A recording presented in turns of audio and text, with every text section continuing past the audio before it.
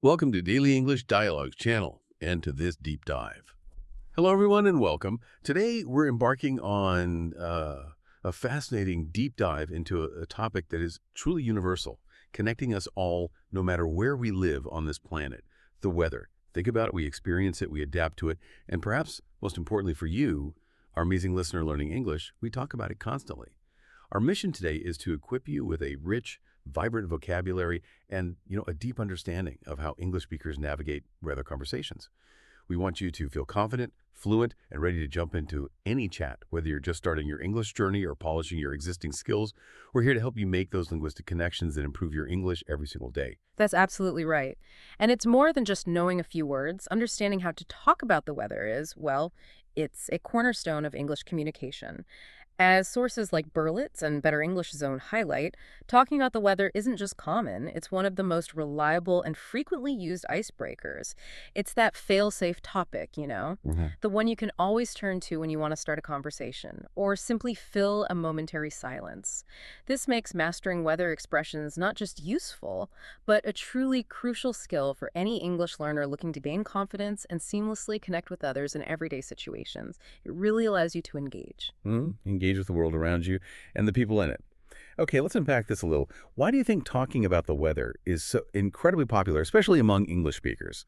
Is it genuinely a global phenomenon, or is there something, uniquely ingrained in certain cultures about this topic? It's a wonderful question because it speaks to something fundamental about human connection. And you're right, it is surprisingly universal. While it's certainly a national pastime in the UK, you might even say it's their unofficial national sport. Right. And incredibly common in places like the US, Canada, the Netherlands, and across Europe generally, the practice of weather small talk actually has deep historical roots. We can see evidence of people discussing the weather in ancient texts going all the way back to Aristophanes' comedies in ancient Greece. Even historical figures like Chinese historians and Japanese poets like Kaga no Chiyo recorded their annoyance with the persistence of weather talk. Wow, so it's not a new thing at all. It's been around for a long, long time. Yeah. But what makes it so universally appealing, or perhaps universally annoying? Well, what's fascinating here is that weather is inherently a socially neutral and safe topic. Think about why that's so crucial for human interaction. It's something everyone experiences, regardless of their background, beliefs, or personal circumstances. It's rarely controversial, almost never leads to arguments, and it gives people an easy way to connect without having to reveal too much personal information. It creates a kind of psychological safety net. Okay, I see, like a buffer zone almost. Exactly. Imagine you're waiting for a train or in a long queue at the store. You glance at the person next to you. Striking up a conversation about personal matters might feel awkward or intrusive, but a simple "looks like the sun's finally coming out, doesn't it?" is completely non-threatening. It's a low-pressure way to acknowledge another person's presence, to show you're open to interaction without demanding it. It allows for a shared, immediate experience that bridges strangers, even if only for a moment. It's a communal observation that validates connection without requiring deep personal engagement, making it an ideal entry point for conversation. That makes a lot of sense. It's something we all have in common, a shared observation that's easy to comment on. But while talking about the weather is clearly popular, do other cultures have different go-to topics for polite conversation? Or is it always about the clouds? Good question. And no, it's definitely not always about the weather, and communication styles vary immensely across the globe. If we connect this to the bigger picture of global communication, understanding these nuances is as important as learning the vocabulary itself. In Japan, for instance, people might politely ask about your health or recent activities to show care and initiate a conversation. The emphasis is often on, indirectness and group harmony. Right. In Middle Eastern countries, warm greetings and asking about family are common ways to start a chat, reflecting the importance of kinship and hospitality. And in some Latin American cultures, light compliments about appearance or discussions about local events, like a recent football match or a community festival, might kick off a conversation. Okay, so different starting points. Exactly. And what's also critically important for you to remember as an English learner is that not all cultures necessitate small talk. There are many parts of the world where sitting in silence is common and comfortable. Really? That's interesting. Yeah, this comfort with silence often stems from different cultural notions of politeness, where silence might be seen as respectful, a sign of thoughtfulness, or simply a lack of need for constant external connection. It's not a lack of interest, but a different rhythm of interaction, contrasting sharply with cultures where silence can feel awkward or indicative of disinterest. Okay. So, as you learn English, it's not just about knowing the vocabulary, but also respecting and understanding these diverse cultural communication styles to navigate social situations smoothly and respectfully. That's a really valuable insight, actually, both linguistically and culturally. So what does this all mean for you, our listener, who's learning English? Why is it so crucial to master all this weather vocabulary beyond just knowing what's happening outside your window? Well, the practical importance here is immense, and it touches on both daily convenience and your journey of language acquisition. Firstly, it helps you understand and participate in daily life decisions.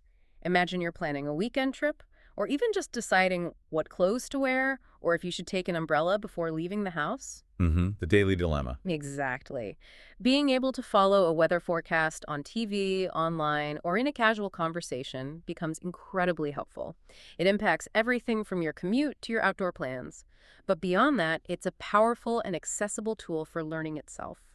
Vanessa from Speak English with Vanessa notes that using weather expressions helps you master something and feel confident in it and build your vocabulary step by step. I like that idea step by step. Her advice is simple.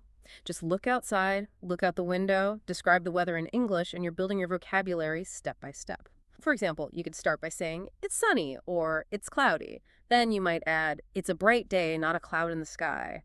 Or, the clouds look a bit threatening today. Yeah, easy ways to practice.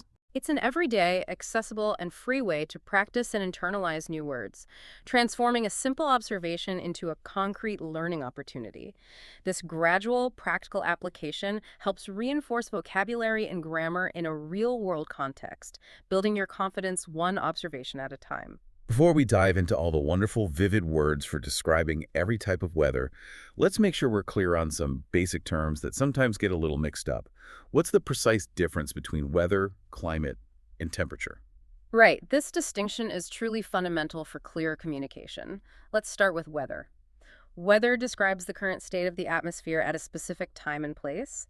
Think of it as a snapshot what you're experiencing right now. Okay. It includes elements like wind, temperature, humidity, cloud cover, and precipitation. Crucially, weather is an uncountable singular noun, so you'd say the weather outside is nice, not the weather's. Got it. Singular. And it's changeable, often hour by hour, day by day. For example, the weather today is rainy, but it might clear up by afternoon. So, weather is what I feel when I step outside right now. What about climate, then? That feels like a much bigger picture. Exactly. Climate describes the general long-term weather patterns of a specific region, typically averaged over 30 years or more. It's not a snapshot, it's the entire photo album showing consistent trends. Ah, the photo album. I like that. So, for example, the UK has a temperate climate, meaning it generally experiences mild temperatures and consistent rainfall over many, many years. Or you might say, Egypt has a desert climate, which means hot and dry conditions are the norm for that region, not just for a single day. Climate is what you expect, weather is what you get. That's a great way to put it. Climate is what you expect, weather is what you get. And finally, temperature. That seems straightforward, but how do we define it in this context? Well, temperature describes how hot or cold the weather, or anything for that matter, is. It's a specific measurement, typically expressed in degrees, either Celsius or Fahrenheit. So when you say the temperature is 30 degrees Celsius, you're stating a precise measure of heat. It's one of the key elements that contribute to the overall weather. Okay. So weather is a dynamic short-term state, climate is a stable long-term pattern, and temperature is a specific measurable aspect of both. Keeping these distinct will greatly improve your accuracy in weather conversations. Okay. Makes sense. Now, here's where it gets really interesting for our English learners. Once you know the nouns like rain or snow, how do you actually form sentences to talk about the weather in a natural way? There must be some common structures we can rely on to sound authentic. Absolutely. Mastering a few simple sentence structures will make you sound much more natural and confident. There are 3 very common and easy-to-use patterns that you'll hear all the time. The first is it is plus adjective.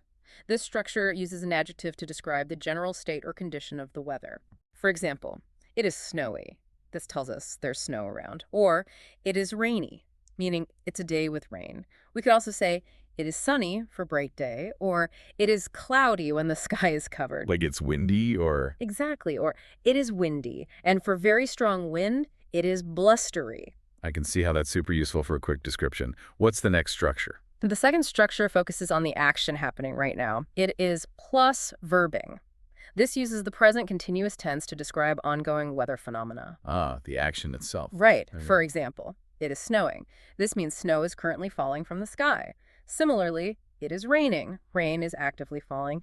You might also hear it is hailing if ice pellets are falling. Right. Or even it is drizzling for very light rain. So, it is rainy describes the day, and it is raining describes the action. That makes sense. What's the third one? The third structure is there is a plus noun. This is used when you're referring to a specific weather event or condition as a distinct thing or phenomenon. Like an event. Exactly. For example, there is a storm. This refers to a specific weather event like a thunderstorm or a blizzard. There is a drought. This describes a prolonged period of dry weather. You could also say, there is a fog, or there is a breeze. Ah, I see. So for a particular event, we use there is.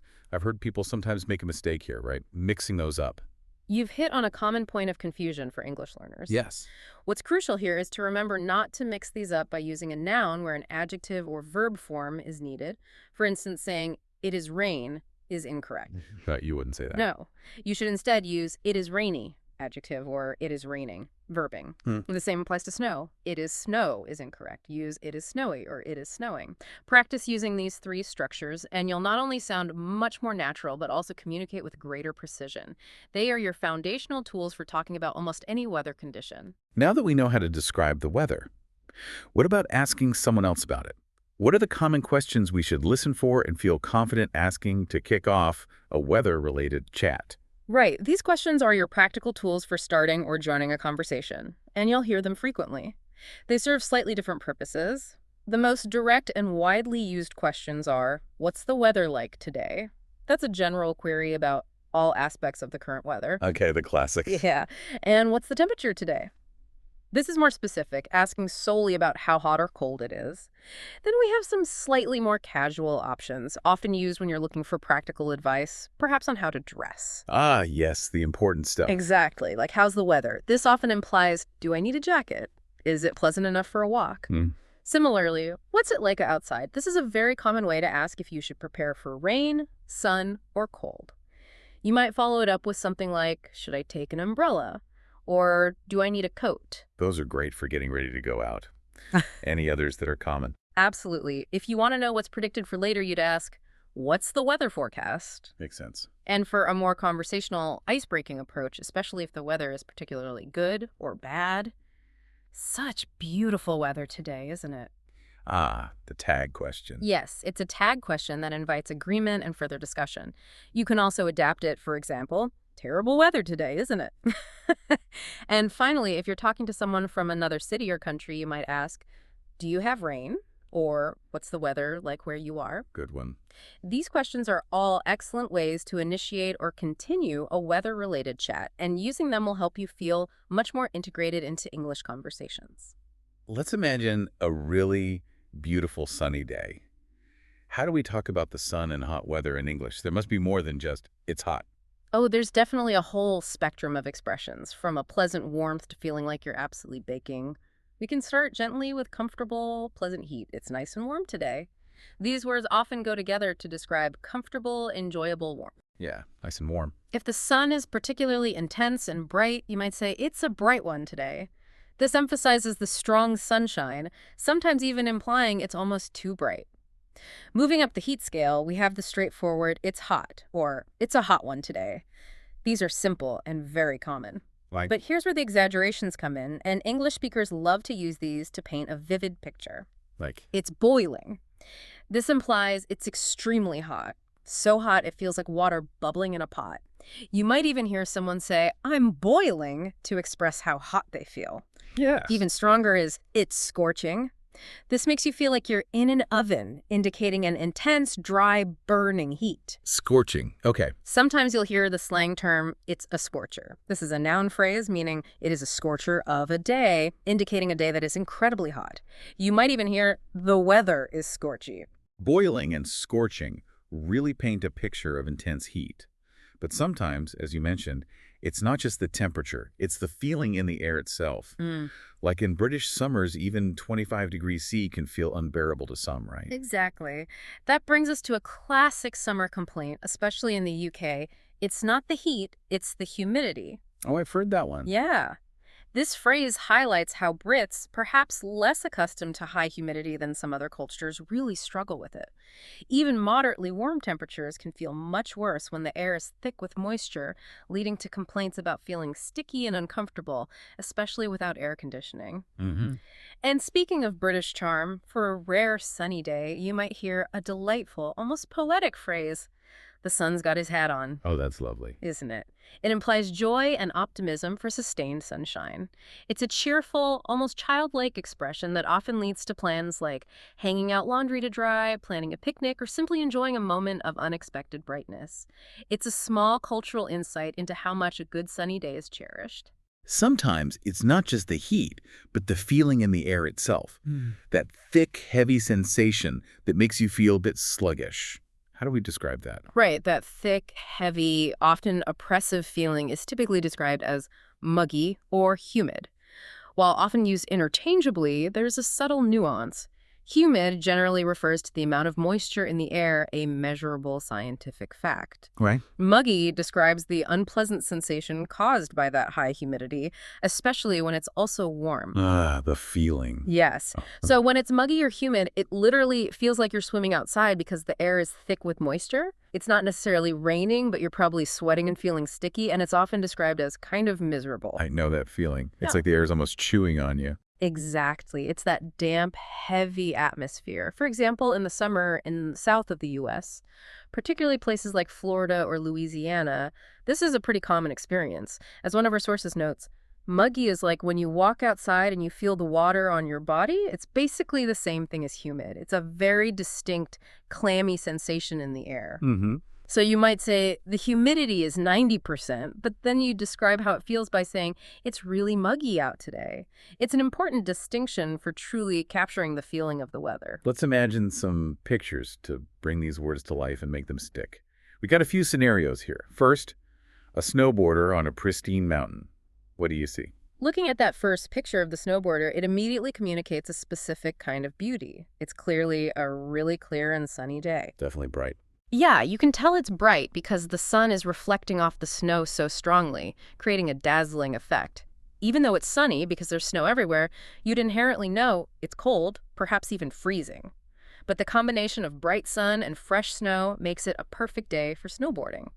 The visibility is excellent, the sky looks clear, and the snow glistens. It's a picturesque, cold, but inviting scene.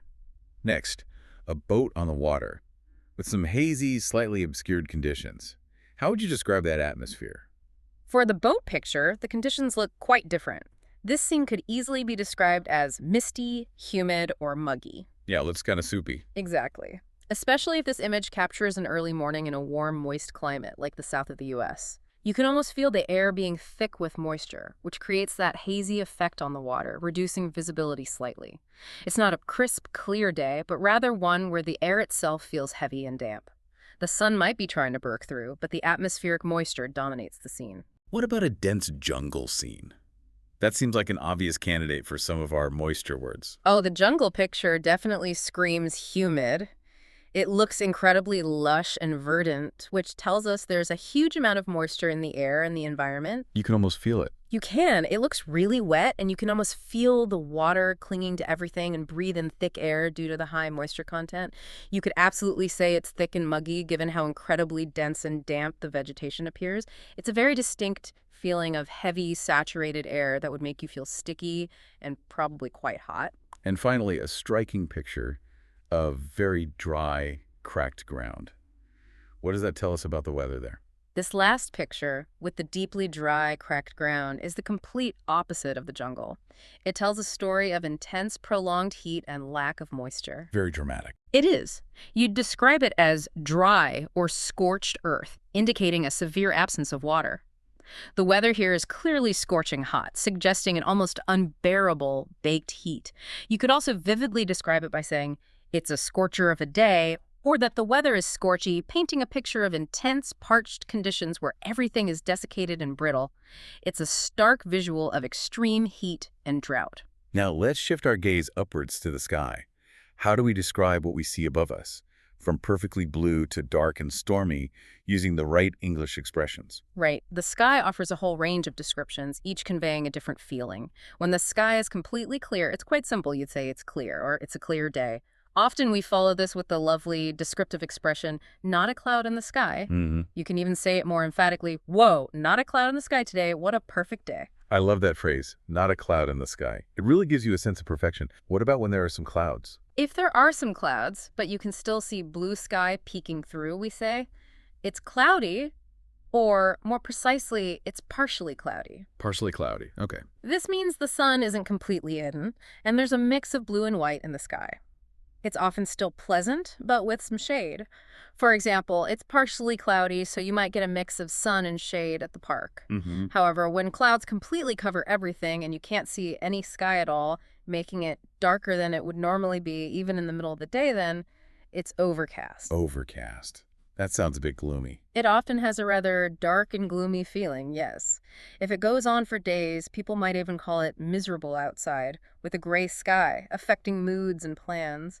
Overcast means a solid blanket of clouds from horizon to horizon. I know that feeling of an overcast sky for days. It can really start to get you down. But then there are those clouds that just scream, trouble is coming. Exactly. And then there's a really important one for forecasting. Even casually, it looks threatening. Threatening, ooh. Yeah, this doesn't mean it's raining yet, but it signals that rain is most definitely going to happen or some kind of storm is coming. Imagine dark, quickly moving clouds, perhaps with a greenish tint or very heavy-looking formations. It's a clear visual signal that you should turn back if you're hiking, or at least prepare for bad weather. Good advice. You can say, the clouds looked threatening, or it looks threatening outside. It's an immediate warning from nature.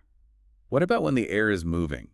We have different words for different kinds of wind, from a gentle movement to something much stronger that might cause problems. Indeed, the wind isn't just one thing. Its description often depends on its strength and how it makes us feel. For a light, comfortable wind, you'd say, it's a windy day, or it's pretty breezy. Breezy, I like that word. Breezy specifically implies a pleasant, refreshing wind, perhaps enough to gently ruffle your clothes where you might tie your hair back to keep it out of your face. It's generally enjoyable.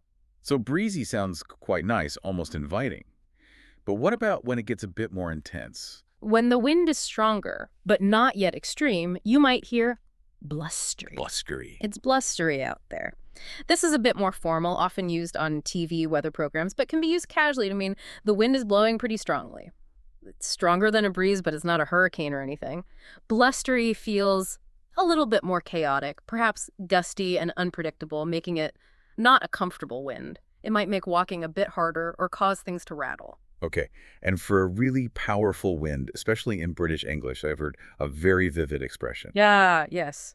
For a very strong wind, particularly in British English, you might hear the wonderful phrase, it's blowing a gale. Blowing a gale sounds serious. It is. This is not just a breeze, not just blustery. It's a proper hat-snatching, bin-toppling, tree-bending gust fest. When it's blowing a gale, you might literally lean into it to walk straight, feeling the powerful resistance of the wind. You'll likely hear grumbles about broken umbrellas and sideways rain if it's also wet. It's certainly a significant wind, but it's still distinct from a raging storm or hurricane. It implies a persistent, strong wind that truly impacts daily life.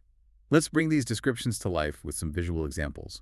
What do you see in this picture of a mountain with houses and some clouds? In the picture of the mountain with houses, the sky is definitely not entirely clear, but it's not fully covered either. You can see distinct wispy clouds, so it's clearly partly cloudy. Right, patches of blue. Exactly. You can still see some sun and patches of blue sky through the clouds, which typically makes for a very pleasant day, offering a nice mix of light and shade. The clouds add texture and depth to the sky without making it feel gloomy. Next, a shot of rugged mountains in Hawaii, completely shrouded in clouds. That looks quite different. This image of the rugged mountains in Hawaii looks quite dramatic and imposing. It's not just cloudy. I would say it's distinctly overcast. Completely covered. Yeah, the peaks are completely obscure and there's no sun visible. It appears kind of dreary and dark, with the clouds forming a solid, unbroken layer across the entire sky. This kind of weather can feel very atmospheric, but it certainly doesn't promise sunshine or warmth. The sheer scale of the clouds blanketing the mountains evokes a sense of wild, untamed nature. Now, for a picture showing much darker, more ominous clouds gathering, what's happening here? These darker clouds perfectly illustrate what we mean by threatening. Definitely threatening. Oh, yeah. The sky looks heavy and unsettled, clearly indicating that something significant is on its way. It's beyond just cloudy, it's potentially stormy. This is a prime example of threatening clouds, where if you were, say, a hiker in an exposed area, you definitely want to find some shelter quickly because heavy rain or a storm feels imminent. You can almost feel the tension in the air just by looking at the deep, brooding color of the clouds. And finally, a body of water with some ripples indicating movement in the air. The last picture, a body of water with small waves and ripples, shows a partly cloudy day again, but it also looks quite windy or breezy. You can see the wind on the water. Exactly. The surface of the water isn't still and glassy. It's clearly being affected by moving air. The wind near water can often be kind of refreshing, especially on a warmer day. From the appearance of the water, it's likely not blustery or raging. It seems more like a comfortable, consistent air movement, enough to feel present but not disruptive. It's a lovely scene for a brisk walk by the shore. Okay, let's unpack this. If there's one thing England is often associated with, it's rain. And while that's a bit of a stereotype, it's true that English has many, many wonderfully descriptive ways to talk about precipitation. You're absolutely right. There are so many nuances to describing rain in English. We even have different ways to simply mention a forecast for rain, you might say. They're calling for rain, or they said it's going to rain, where they refers to the Weather Channel, a weather app on your phone, or simply the general consensus of the forecast. Right, they being the weather people. Exactly. It's a very common, informal way to communicate the prediction. Now, let's explore the vast spectrum of precipitation, starting from the lightest forms. It's foggy or it's hazy. This describes dense moisture in the air that makes it difficult to see, reducing visibility significantly. You won't need an umbrella, as it's not actually falling rain, but everything can feel damp. Think of a thick white blanket settled over the landscape. Okay, so no umbrella for fog. Right. Then it's misty. This is a bit more noticeable than fog. You'll definitely get wet if you're outside for a while, but an umbrella still feels excessive. It's like walking near a waterfall where fine droplets are everywhere. It's kind of typical British weather, a fine, annoying dampness that slowly saturates you. That fine spray. Yes. Next, it's drizzling. This is a bit more serious than mist. It's light rain, but it's continuous, and you will definitely need an umbrella to avoid getting thoroughly soaked. It's stronger than mist, often a steady, fine rain that seems to last for a long time. Drizzling needs an umbrella. Got it. And rain shower. This is a more formal term for light rain that comes and goes, often quite suddenly. It's usually brief, maybe 10-15 minutes before the sun might peek out again. So we've covered the lighter stuff, the kind of rain that can be annoying but not usually dramatic. But what about when the sky really opens up? Now we get into the heavy stuff, where the vocabulary truly expands and becomes wonderfully vivid. It's pouring. This means a lot of water is falling, like someone is literally pouring water from a giant cup in the sky. It implies continuous, heavy rain. Pouring. Simple enough. You can also use the noun, there's a downpour. This refers to a sudden, heavy fall of rain. Very commonly, you'll hear, it's coming down, or it's really coming down, or it's really coming down out there. These phrases describe a literal wall of water falling, indicating a massive amount of rain. It's really coming down. Yes, I hear that a lot. And the British sayings are particularly expressive and visual for heavy rain. Let's hear Okay, so it's spitting. For tiny, annoying droplets, just enough to be noticeable, often said with a grimace or a shrug because it's not enough for an umbrella, but it's still there. It's spitting. It's tipping it down. This is wonderfully visual, implying rain coming down in thick, continuous sheets. It's a very strong, heavy rain. The heavens have opened. This is for sudden, torrential, dramatic, almost apocalyptic rain, where you go from being dry to completely drenched in a matter of seconds. It's often used when the rain starts very abruptly and intensely. Wow, the heavens have opened. Dramatic. It is. It's coming down sideways. Yeah. This vivid phrase describes wind-driven, slanted rain that makes umbrellas utterly useless because the rain is hitting you from all angles. It truly captures the miserable experience. Oh, the worst kind of rain. Definitely. And you might also hear, it's pelting down, it's chucking it down, or it's lashing it. These are other informal ways to say it's raining extremely hard, often implying heavy, even painful drops. Wow, those phrases really make you feel the intensity of the rain. But not all rain is refreshing or dramatic. Sometimes it's just plain unpleasant and unwelcome. You're right. When rain feels negative, often because it's cold or relentless, we have phrases that convey that sense of misery. It's just a wet day. This is a simple description, but it carries the implication that everything outside is damp, soggy, and generally unappealing. You wouldn't want to be out in it. Just drab and wet. Exactly. For really unpleasant, cold, pouring rain that ruins your outdoor plans, you might say, it's a nasty day today, or it's a gross day today. Nasty or gross. Yeah. These phrases capture that feeling of an overcast sky, the chilling temperature, and the overall bad feelings when you look outside. It's the kind of day that makes you want to stay indoors with a hot drink. English is full of idioms, and rain has certainly inspired some famous ones. But sometimes what we learn in textbooks isn't quite what native speakers actually use in everyday conversation, is it? Like raining cats and dogs. That's a great point, and it's a crucial insight for English learners. Take the idiom, it's raining cats and dogs, for example. This famous idiom means it's raining very heavily. However, what's fascinating here, and something Vanessa notes explicitly, is that native speakers never or hardly ever use that in daily conversation, usually only as a joke. Really? Only as a joke? Pretty much. Berlitz and Trafalgar confirm it's a theatrical throwback, or a playful theatrical throwback, rather than common everyday speech. So while you might learn it in a textbook, using it in real conversation might get a chuckle, but it won't sound natural. Good to know. So it's good to know, but maybe don't use it unless you're trying to be funny. Uh. What are some other rain-related idioms that are commonly used? Many others are very much in active use and can add a lot of color to your English. As right as rain. This means feeling perfectly fine or healthy. For example, after a good night's sleep, I felt as right as rain. Okay, feeling good. Come rain or shine. This idiom means something will happen no matter what the conditions are, showing commitment or determination. We'll have our picnic, come rain or shine. Determined. Every cloud has a silver lining. This is an optimistic idiom, meaning that even in a bad or difficult situation, there's always a hopeful or positive aspect. Losing my job was tough, but every cloud has a silver lining. It pushed me to start my own business. A classic positive idiom. Yep. To rain on someone's parade. This means to spoil someone's plans, enthusiasm, or pleasure. I hate to rain on your parade, but the restaurant is closed tonight. Oh dear, don't do that. And to take a rain check. This very common idiom means to rearrange a meeting, invitation, or activity for another time.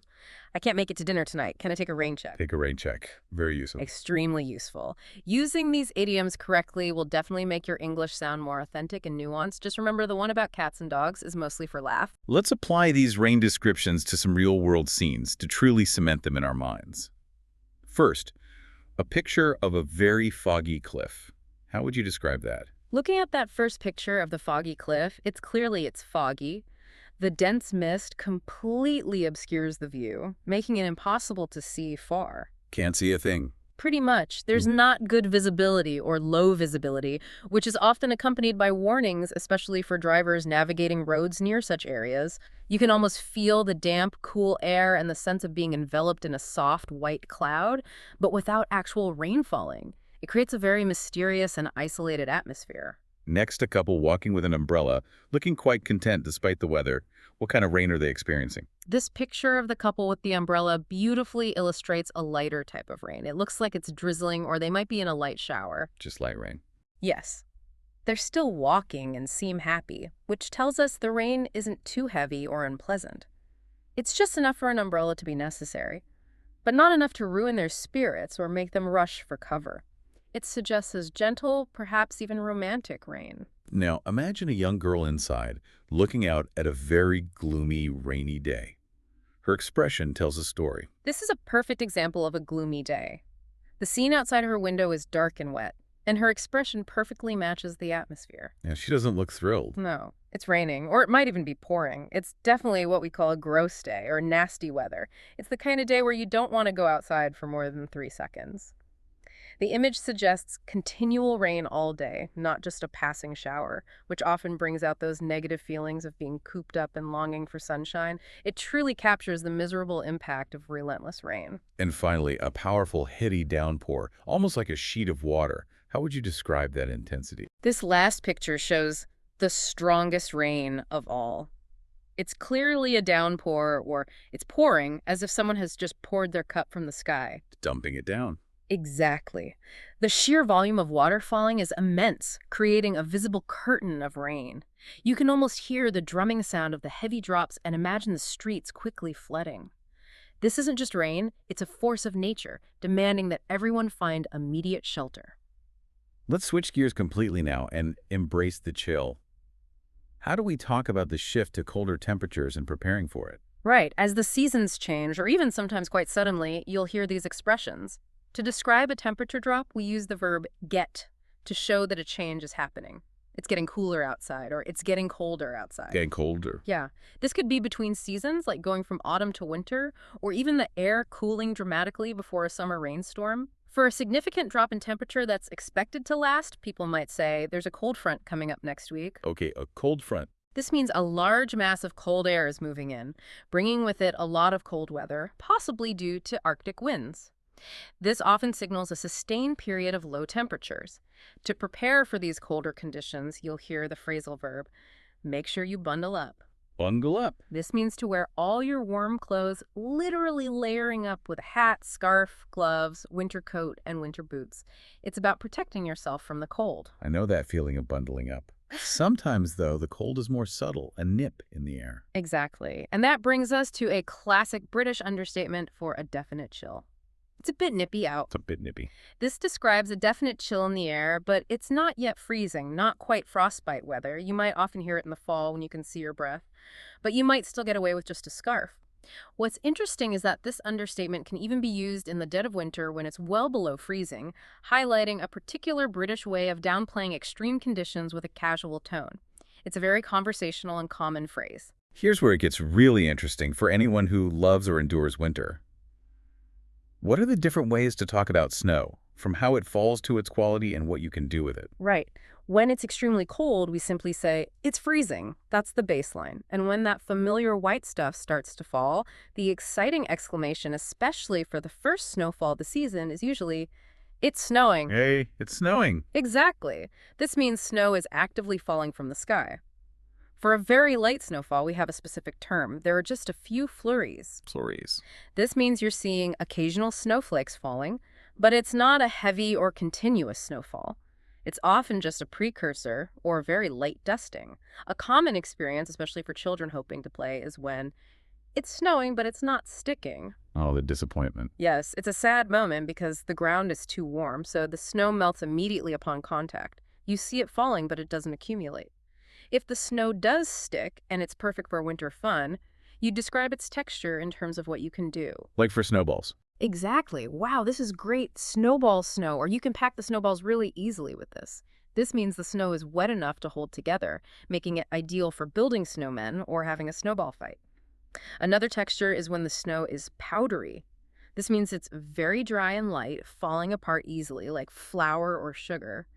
This kind of snow is great for skiing and snowboarding because it's soft, but it's harder to pack into a ball. After snow, or even in unexpected seasons, frozen conditions can create different challenges and even dangers for everyone. Absolutely. The transition periods or even sudden cold snaps can bring specific hazards. After snow melts a little and then refreezes, roads and sidewalks can become slushy. Ugh, slushy. Yeah, it's that mixture of wet, broken up ice and water, often looking dirty like black or gray snow on roads.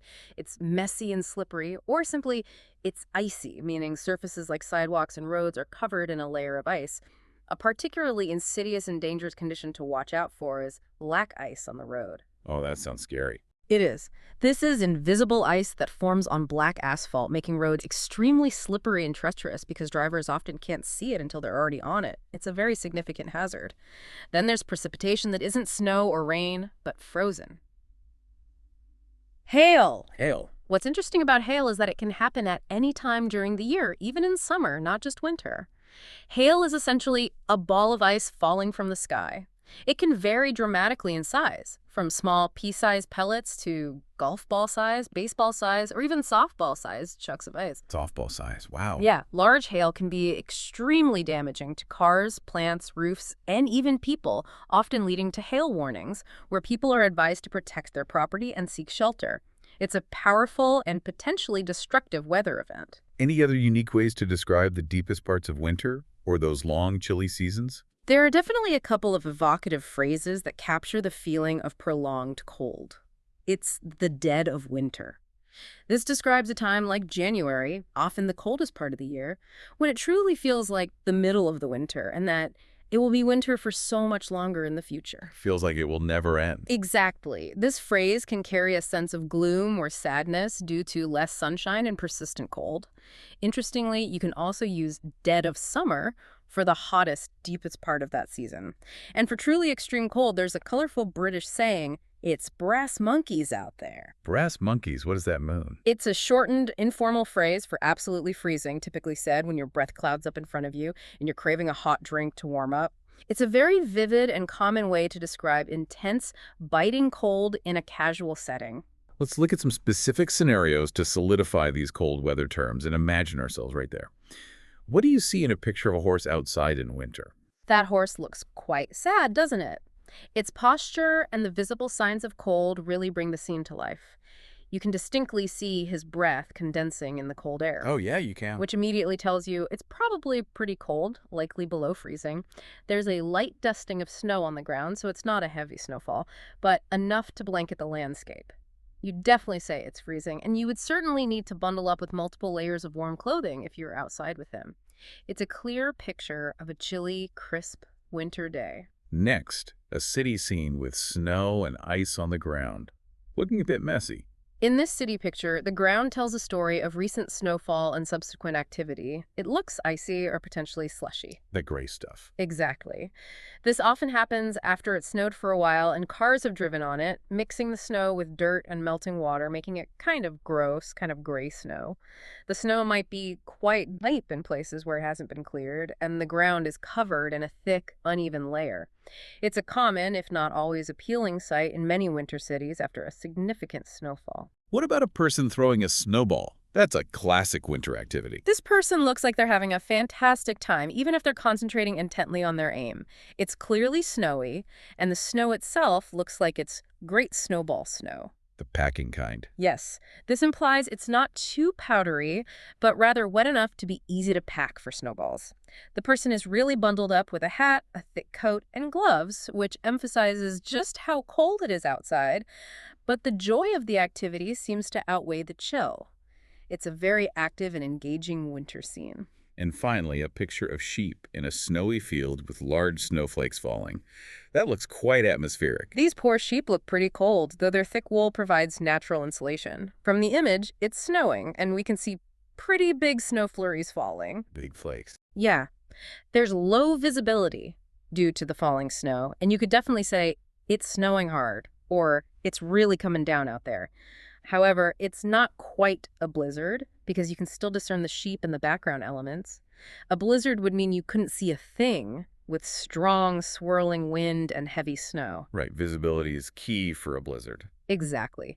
Here, the flurries are just sticking to the ground, creating a fresh white blanket, but not yet overwhelming the landscape. Sometimes we need to be very precise with temperature.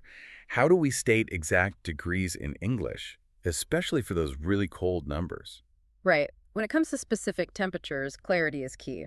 For positive temperatures, it's quite simple. It's 20 degrees. Easy enough. However, for negative temperatures, we have more options, which is interesting. You could say it's minus 20 degrees, or it's negative 20 degrees, or it's 20 degrees below zero. Minus, negative, or below zero. Okay. These are all interchangeable and commonly understood. If it's minus 20 degrees, you'll definitely need to bundle up and watch out for some black ice while you're driving.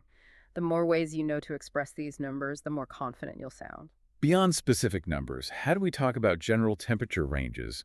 And what about the two main measurement systems? Fahrenheit versus Celsius. That's a point of confusion for many. Oh, it is. This is a crucial point for English learners because it's a common area of confusion, even for native speakers when traveling. For general temperature ranges, you'll hear phrases like, it's above freezing, meaning it's warmer than the point where water turns to ice. For example, 3 degrees Celsius or 33 degrees Fahrenheit. Above freezing. Or it's below freezing, meaning it's cold enough for water to freeze. For example, -3 degrees Celsius or 28 degrees Fahrenheit. You can also just say it's below zero, which universally means the temperature is negative regardless of the scale. Below zero. Got it. Now, regarding the measurement systems, in the US, Fahrenheit is predominantly used, while pretty much the rest of the world uses Celsius. This is a really important distinction to remember. Huge difference sometimes. Absolutely. For example, if someone in the US says it's 40 degrees, they mean a chilly temperature in Fahrenheit, about 4.4 degrees C. But if someone in Europe says it's 40 degrees, they mean a dangerously hot temperature in Celsius, 104 degrees Ergo. Wow. This difference can lead to amusing misunderstandings or, more seriously, incorrect preparations for the weather. It's why you might find yourself quickly doing mental conversions or asking for clarification. Is that Celsius or Fahrenheit? That potential for confusion is so real. I've certainly had moments where I've layered up for what I thought was cold, only to find it was a warm Celsius day. Have you ever noticed that the actual temperature doesn't always match how cold it feels? There's a scientific reason for that, isn't there? Oh, absolutely. That's a very common experience, and it's thanks to something called wind chill. Wind chill, right. People often say, it says it's 40 degrees, but it feels like 35, or it feels like 30.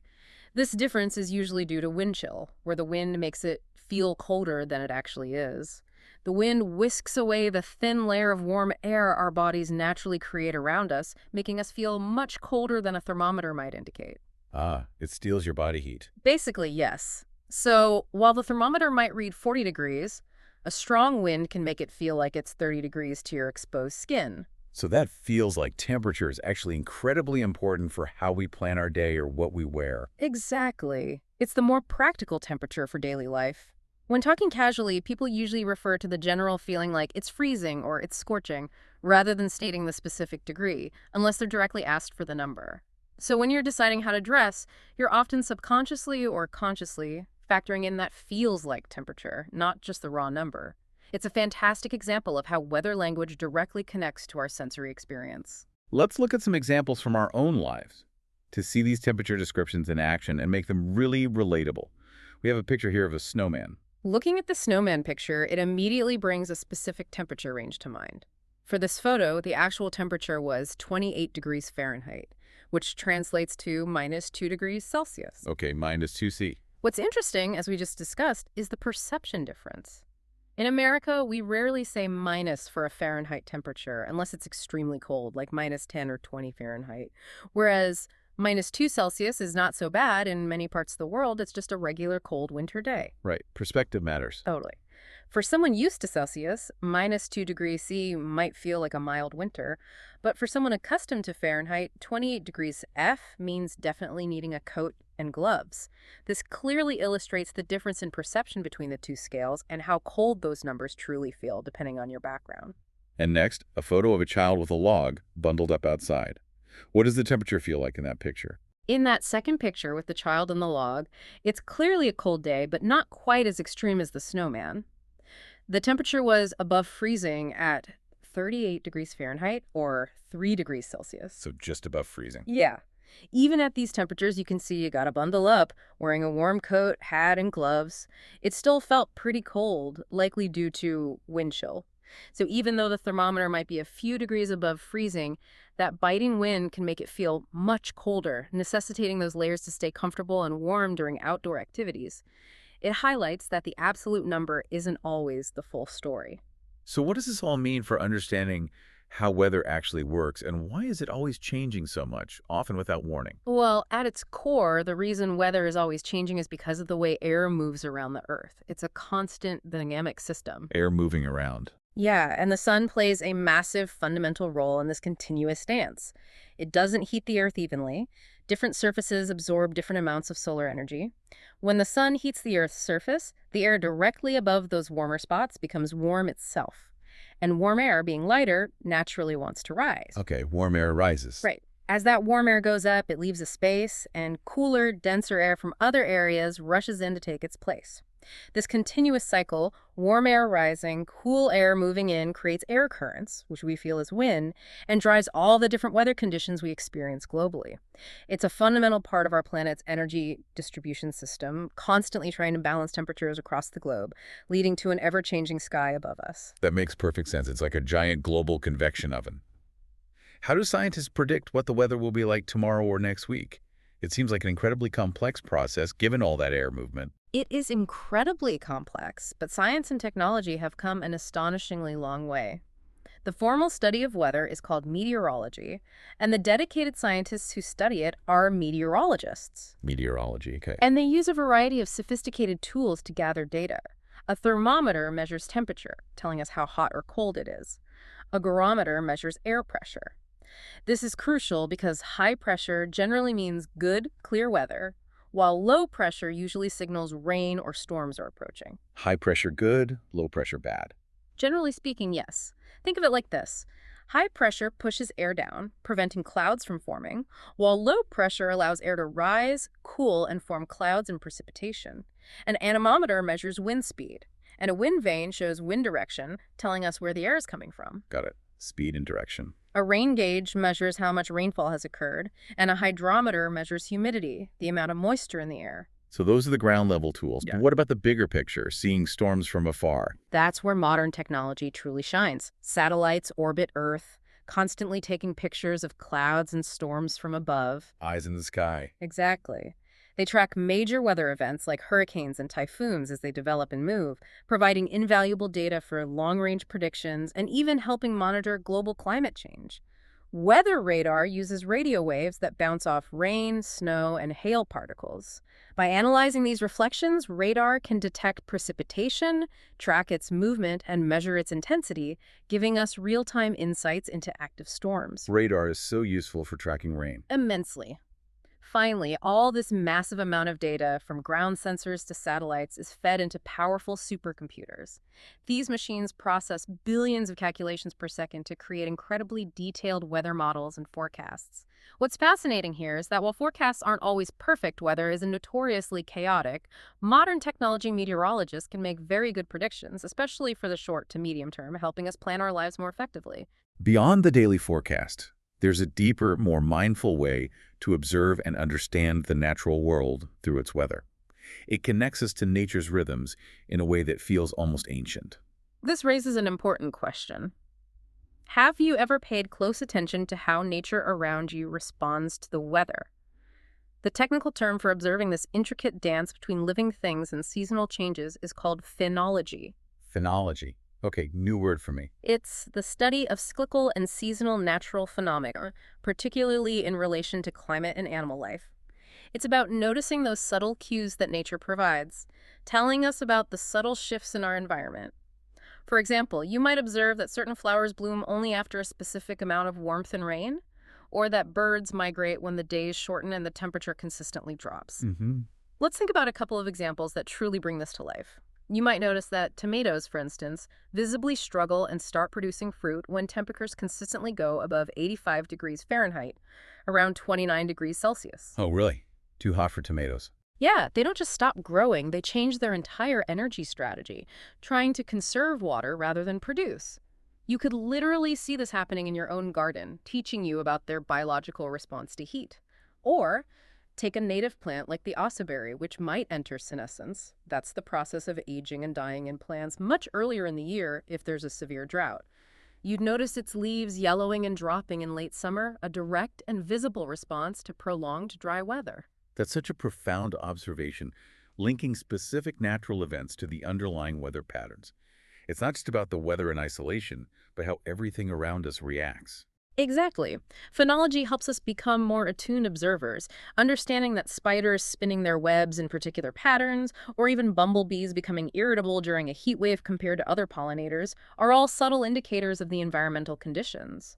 What's truly fascinating here is the idea that talking about weather might be a collective habit passed down through our history because humans, for millennia, spent far more time outdoors and had to interpret these seasonal trends and environmental cues to survive. Right, it was essential for survival. It was. This ancient wisdom, observing how nature responds to its surroundings, allows for a deeper connection not just with each other, but with the world around us.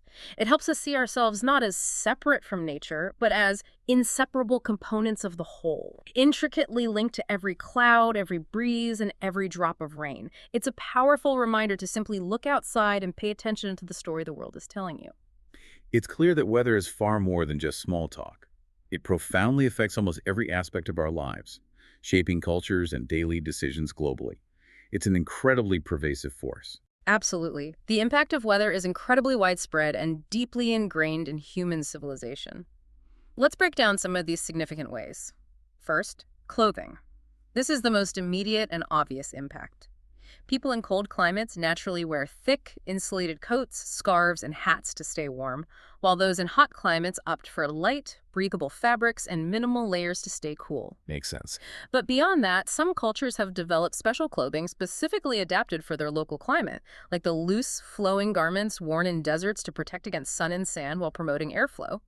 Second, food and agriculture. Weather dictates what we eat and how we grow it. In cold climates, people often consume hot, heavy meals that provide warmth and energy. In contrast, warm climates favor lighter meals rich in fruits and vegetables. Comfort food versus salads.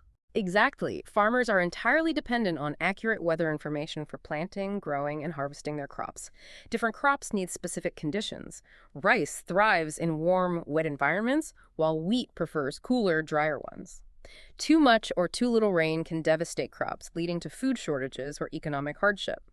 Think of the impact of a drought on a farmer's livelihood or a late frost destroying a fruit harvest. Yeah, huge impact. Third, housing. Our homes are designed to withstand local weather conditions. Houses in cold places have thick walls, small windows, and good insulation to keep heat in.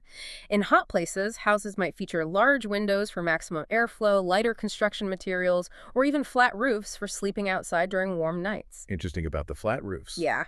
In regions prone to heavy rainfall or flooding, homes might be built on stilts to elevate them above water levels, a practical solution to a persistent weather challenge. Fourth, transportation. Weather profoundly impacts travel. Rain, snow, and severe storms can make roads dangerous, cause traffic jams, or block routes entirely. Icy conditions are particularly hazardous for driving. Well, Extreme heat can cause car engines to overheat and even expand train tracks, leading to delays. Air travel is constantly subject to weather, with fog, heavy winds, and storms causing flight delays and cancellations. Travelers, pilots, and transportation authorities rely heavily on accurate weather forecasts to ensure safety and efficiency. Fifth, activities. Our leisure and daily activities are largely weather dependent. Outdoor activities like hiking, swimming, and cycling thrive in warm, pleasant weather. Winter sports like skiing, snowboarding, and ice skating require cold, snowy, or icy conditions. plan your fun around the forecast. You have to. Festivals and outdoor markets are often planned around favorable weather forecasts. A sudden change, like a heavy downpour, can quickly cancel a planned picnic, outdoor concert, or sports event, highlighting how deeply weather influences our social lives. And finally, natural disasters. Severe weather can sometimes cause disasters with devastating consequences. Heavy, prolonged rain leads to widespread floods. Strong winds from hurricanes, cyclones, or tornadoes can destroy buildings and infrastructure. Really serious stuff. Very.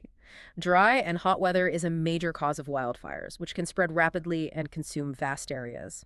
And a lack of rain over extended periods causes droughts, leading to water shortages and agricultural crises. This underscores the crucial importance of early warning systems, community shelters, and well-trained rescue teams in preparing for and responding to severe weather events, saving lives, and protecting communities. This raises an important question. What about climate change and its impact on these very weather patterns we've been discussing, the ones that shape so much of our lives? It's a significant and overarching concern that is influencing weather patterns globally. What we're observing is that global temperatures are rising, which is leading to noticeable changes in weather patterns all around the world. We're seeing that, aren't we? Yes, these changes are manifesting in several critical ways. We're seeing stronger storms with increased intensity in hurricanes and other severe weather events. There are also longer droughts in some regions, leading to water scarcity and agricultural challenges, while other areas experience more intense rainfall. Additionally, the melting ice in polar regions and in glaciers is contributing to rising sea levels, which threatens coastal communities. Hmm. Scientists are actively and extensively studying how human activities, such as the burning of fossil fuels and deforestation, are affecting the climate system. It's an ongoing area of research with profound global implications, and understanding these observed facts is key to being well informed about the future of our planet's weather. What a deep dive we've had into the world of English weather expressions. We've truly covered everything, from a gentle breeze on a bright one to a scorching scorcher, and the deep, pervasive impact weather has on our daily lives, influencing everything from our clothes to our homes and even our moods. Indeed.